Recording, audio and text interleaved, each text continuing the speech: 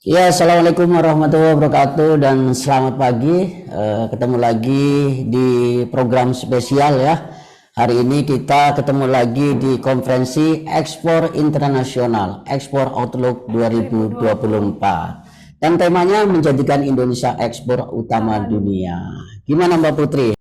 Ya, ini menarik banget ya Pak, karena kan di zaman digitalisasi ini kita juga harus berkembang gitu kan ya, dan kita juga harus belajar lagi gimana mengekspor dengan baik gitu.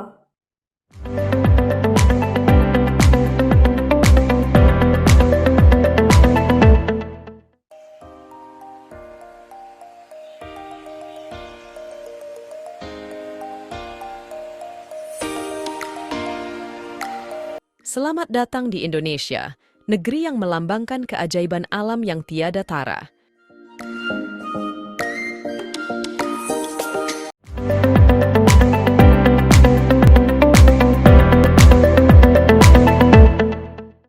Jadi nggak cuma barang-barang yang bisa diekspor, ternyata keindahan pun juga bisa ya Pak. Bisa, Untuk bisa. mendatangkan wisatawan-wisatawan dari mancanegara gitu untuk datang ke Indonesia dan menikmati indahnya Indonesia tuh kayak gimana ya Pak. Betul. Melihat ekspor ke depan, outlook ekspor 2024 ini merupakan tema besar yang kita angkat pada konferensi ekspor internasional tahun 2023 ini ya. Di penghujung tahun 2023 kita melihat apa yang terjadi di tahun depan. Nah, nanti peresmian kegiatan kita akan dilakukan oleh Ketua Umum Gabungan Perusahaan Ekspor Indonesia, Pak Beni Sutrisno. Tetapi sebelum peresmian, nah, kita perlu merefleksi bersama-sama ya, bagaimana kita bisa dalam bentuk produk-produk yang alami ya, produk-produk yang ramah lingkungan gitu ya. Ya, sekarang kita sudah menjadi produsen yang bagus, yang signifikan untuk produk-produk yang organik gitu ya, yang diolah dengan memperhatikan keasrian alam gitu ya. Sehingga kita bisa bawa itu ke luar negeri. Ini tampilan baru juga nih, Outlook juga nih termasuk nih Pak. Tadi kan ada sinyal-sinyal ekonomi dunia untuk ekspor impornya akan mengalami kontraksi, penurunan kan gitu kan. Tetapi bagaimana kita terus bisa memandang dengan sudut pandang yang lain kan gitu ya, sudut pandang yang kreatif gitu. Orang lain barangkali bisa pesimis gitu, tapi bagaimana kita tetap optimis gitu. Nah, ini dibutuhkan kacamata yang baru gitu. Bagaimana? Pandangan yang baru dan inovasi dan motivasi yang baru gitu ya Pak ya. Iya, jadi betul tuh inovasi, motivasi, dan jangan lupa pakai strategi yang baru ya. Iya. Selama ini kita masuk ke dunia dengan strategi yang seperti itu gitu. Oke, dulu. Sekarang ke depan harus dengan outlook yang baru ya. Iya, outlook yang baru dengan strategi yang baru. Nah, kita sekarang mengikuti apa yang disampaikan oleh PLT Dirjen Dikti Ristek, Profesor Nisa. Silakan.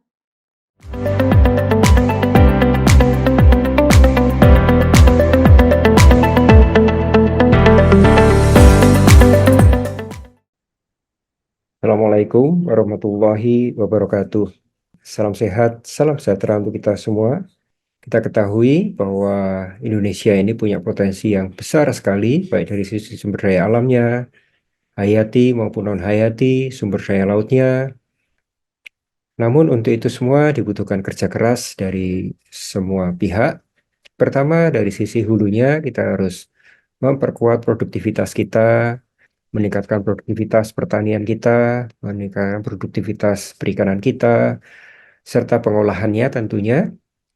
Dan yang kedua, tentu kita perlu pelaku-pelaku ekspor yang handal untuk bisa masuk ke pasar dunia. Tentu hanya dengan ekosistem yang baik dari hulu hingga ke hilir, hanya dengan itu kita bisa membawa Indonesia menjadi negara eksportir yang disegani dunia.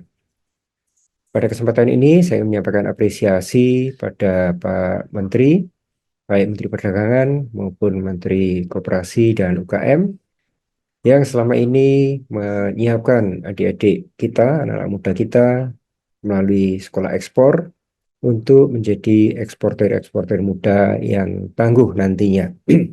Itu saya ucapkan terima kasih, dan mari terus kita dorong Indonesia menjadi negara yang kompetitif, negara yang maju, negara yang berjaya. Terima kasih. Wassalamualaikum warahmatullahi wabarakatuh.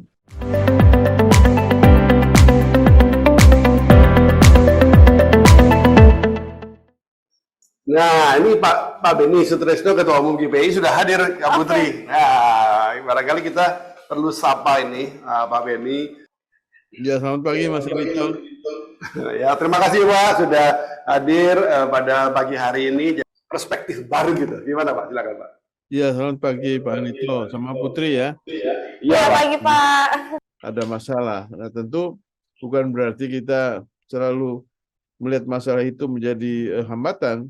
Tentu kita juga harus berpikir kenapa kita tidak alihkan ekspornya itu orientasi pindah ke Afrika ya, karena Afrika kan tanpa harus melalui terusan Suez, dan memang Afrika masih banyak membutuhkan kebutuhan sehari-hari masyarakatnya, yaitu bisa dari mulai pakaian, sepatu, buku, kebutuhan rumah tangga, sabun, ya, termasuk yang sudah sukses kan diantaranya adalah Indomie di Nigeria, dan tentu ada Wing dengan beberapa sabun coleknya, lalu ada Kalbe Farma dengan beberapa obat yang tidak pakai resep, ya, obat pusing, obat masuk angin, obat sembelit, segala macam. Itu pasar baru yang harus kita tekuni, pasar Afrika, karena Afrika juga penduduknya lumayan. Nah, itu merupakan prospek baru yang harus kita tekunin. Tidak harus ke Eropa ya. Tentu Eropa itu menurut saya sudah mulai sunset untuk sebagai pasar. Nah, bagi teman-teman yang masih mau belajar ekspor, tentu tentukan dulu komoditi apa yang Anda miliki, komoditi yang punya comparative advantage tentunya. Apakah itu barangnya memang hanya Anda yang memiliki atau sedikit orang yang memiliki, atau memang biaya produksinya Anda paling kompetitif di negara ini ataupun seluruh dunia. Saya kira dengan izin Pak Anito dan ini, maka konferensi Export Outlook 2004 saya buka secara resmi dengan ucapan Bismillahirrahmanirrahim. Terima kasih Pak Anito dan Putri. Wassalamualaikum warahmatullahi wabarakatuh. Jelajahi dunia ini dengan teknologi yang ada. Pangan kan itu kan bukan renewable product ya Pak ya. Harus bikin, dikonsumsi, dibuang kan. Nah, itu kesempatan besar sekali kalau menjual pangan ya. Consumable itu, konsumsi itu justru bagian daripada opportunity untuk kita jadi produsen gitu ya. Apalagi sekarang belum jadi produsen, sudah bisa melakukan penjualan, apakah itu melalui marketplace, TikTok, segala macam. Padahal barang nggak punya, ya kan? Tapi dia punya sumber barang, Iya. ya kan? Nah, ini berubah Pak, dengan teknologi berubah semuanya. Kemarin saya dengan teman-teman GPI Kalimantan Timur, mereka sudah bisa bikin yang namanya charcoal dari itu batok kelapa. Jadi batok kelapanya nggak dibuang, tapi dibikin arang. Nah, arangnya itu diekspor ke negara-negara Jepang, lalu kalau Timur Tengah itu dibikin bakar sisal, kalau di Korsel itu buat bakar-bakar daging itu, kayak charcoalnya batok kelapa, karena dia simple dan panasnya, kalorinya cukup tinggi sampai 3.000 lebih kalori. Jadi banyak ya, sabut kelapa bisa, kalau diambil itunya seratnya itu, ada teman kalau nggak salah di Sulawesi Selatan menjualnya malah ke Eropa, yaitu ke BMW, dijadikan isi joknya BMW atau Mercedes. Itu kelapa. Jadi industri kelapa itu sebenarnya yang maju di negara manapun, yaitu Filipina sama Sri Lanka. Itu kita bisa belajar atau bisa googling mengenai industri kelapa di Filipina dan di Sri Lanka. Itu banyak turunannya. Selamat pagi, salam kenal. Kemudian juga Pak Beni tadi Pak, selamat pagi juga Pak. Saya ikut menyimak. Kemudian para narasumber yang lain dan peserta sekolah ekspor untuk Outlook 2024. Pertumbuhan ekonomi kita sampai 2023, maka sebetulnya kita cukup optimis dibandingkan dengan beberapa negara lain. Kalau kita lihat ke depan ke 2024, walaupun perekonomian dunia kelihatannya dari berbagai macam data dan fakta yang disampaikan tidak begitu menggembirakan, mungkin angkanya masih di bawah sekitar 3%. Tapi tidak usah berkecil hati terhadap penurunan angka ekspor, karena kalau kita perhatikan produk-produk Indonesia yang diekspor ke luar negeri sebetulnya bukan produk-produk yang bahasanya apa ya, pabrikan gitu ya, tapi merupakan produk-produk ekonomi kreatif yang menghasilkan karya-karya yang sebetulnya banyak diminati, dan harganya juga sebetulnya untuk ekonomi kreatif sendiri tidak perlu memaksakan diri untuk bersaing dengan produk industrialisasi yang harganya mungkin bisa sangat ditekan dan murah. Kita lihat dengan Amerika justru kita mengalami surplus ya untuk produk non migas kita. Angka ini menunjukkan untuk peluang produk-produk apa ya namanya aparel gitu ya. Aparel ini sangat besar di Amerika, masih terbuka luas. Nah, yang bergerak di bidang aparel, footwear, dan ekonomi kreatif itu masih punya pangsa pasar yang baik.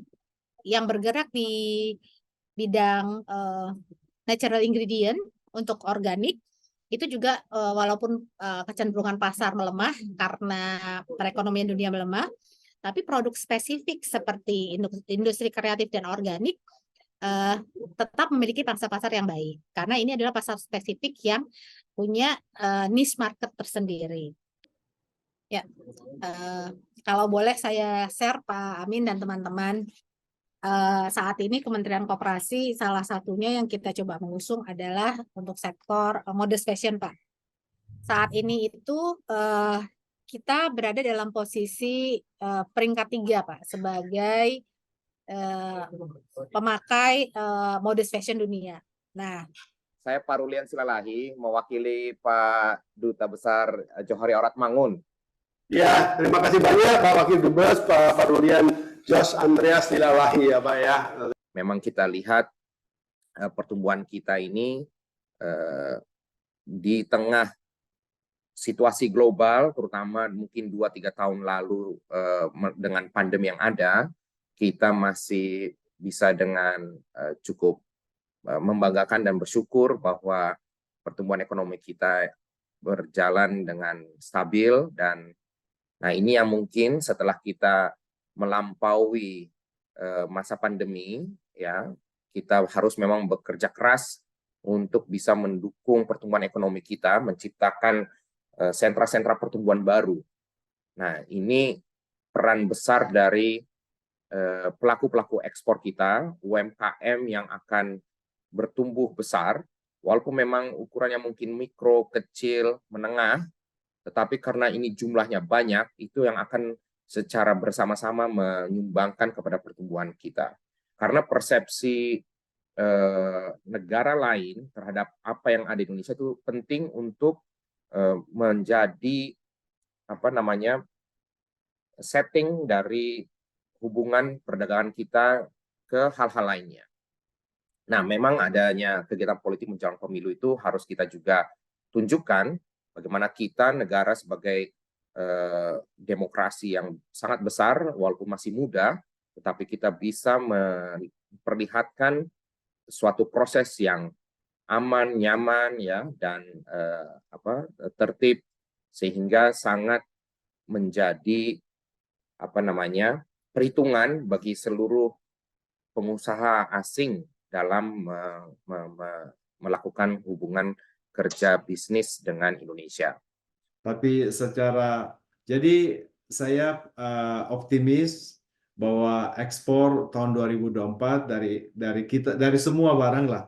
Seperti biasa memang Amerika kan konsumen suka belanja, suka makan, semuanya serba besar gitu ya. Orangnya boros gitu, memang ya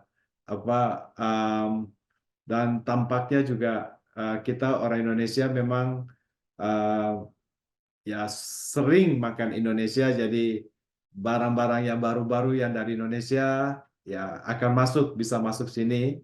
Jadi jangan lupa berbekal kesimpulan pada hari ini, kita masuk di hari kedua. Jangan lupa hadir semuanya besok pagi 8.30 di hari kedua Konferensi Ekspor Internasional 2023 dengan tema khusus Ekspor Outlook 2024.